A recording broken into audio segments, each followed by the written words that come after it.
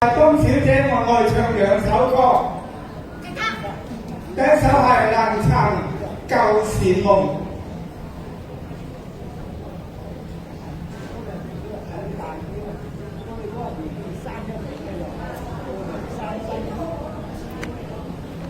Hello， 早晨啊！